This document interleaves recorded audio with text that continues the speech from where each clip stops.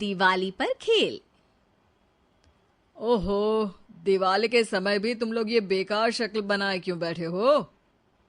दिवाली 1 हफ्ते बाद है।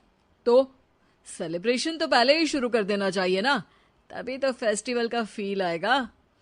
हाँ, तुम्हारी फेस्टिवल फील को बहुत अच्छे से समझती हूँ मैं। इस साल कोई पत्ते नहीं खेलेगा।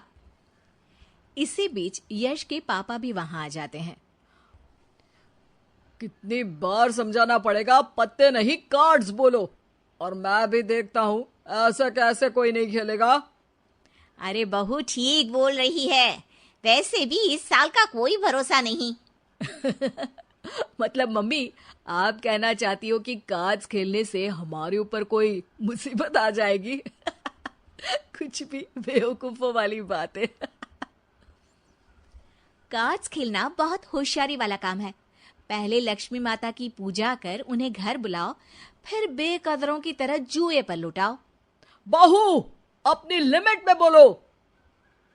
ससुर की आवाज सुन अमृता सिर झुकाए अपने कमरे में चली जाती है, जिसके पीछे पीछे सास भी वहां आ जाती है। अरे तुम जानती हो ना, पूरी दुनिया पलट सकती है, लेकिन मेरे बेटे और पति के दिवाली कार्ड्स कभी बंद नहीं हो सकते। इससे मैं भी परेशान हूं, पर हम कुछ नहीं कर सकते बहू। हाँ, पर फिर भी कोशिश करने में क्या जाता है। बिल्कुल जैसे पिछले 2 साल से कर रही हो। हाँ, अगले 20 साल तक करती ही रहोगी तुम। अब दोनों सास बहू अपने काम में लग जाती है। वहीं यश और उसके पापा कार्ड्स खेलना शुरू कर देते हैं। दिन बीतते हैं, जिसमें एक दिन यश का दोस्त रोहन उनके घर आता है। और रोहन, इंडिया कब आए? ब्रो, लॉकडाउन से पहले आया था, फिर यहीं रह गया। अब दिवाली है तो सोचा चलो सब दोस्तों से मिलते हैं। बढ़िया है, आजा चल कार्ड्स खेलते हैं। अरे यार, ऐसे मूड खराब मत कर, बिना विस्की कार्ड्स का मजा नहीं।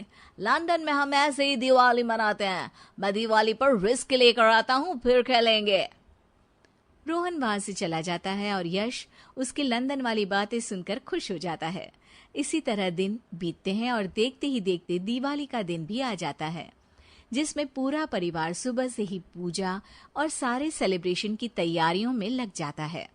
शाम होते ही सब मिलकर पूजा करते हैं और उसके बाद रोहन भी वहां आ जाता है। कहीं मैं लेट तो नहीं हो गया? अरे नहीं नहीं बेटे, आओ बैठो, हम सब अभी गेम शुरू करने ही वाले थे। ये लीजिए आपका दिवाली गिफ्ट। रोहन विस्की की बोतल आगे करता है, जिस पर अमृता तुरंत बोल पड़ती है। वैसे हमारे यहाँ दिवाली पर कुछ सभ्य गिफ्ट दिया जाता है।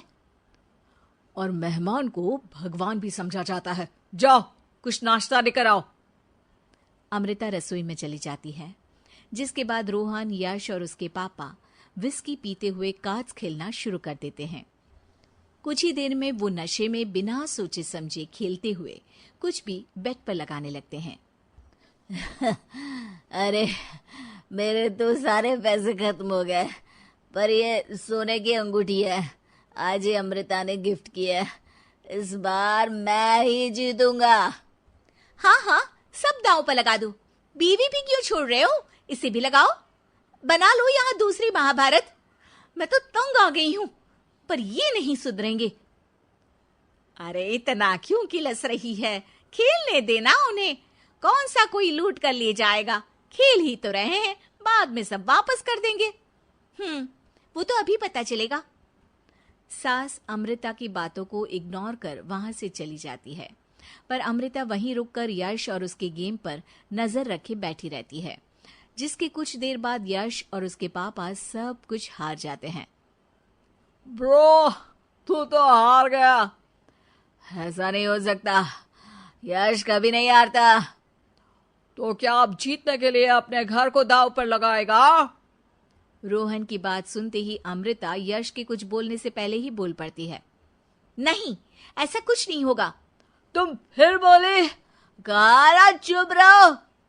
अब चुप रही तो तुम जिंदगी में किसी के सामने कुछ बोलने लायक नहीं बचोगे।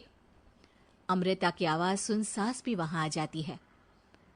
अगर इतना भरोसा है तो एक गेम आप खेल लीजिए, देख लेते हैं कौन कितना अच्छा है। ठीक है, एक गेम। जो जीता वो यहाँ और जो हारा सीधा घर से बाहर।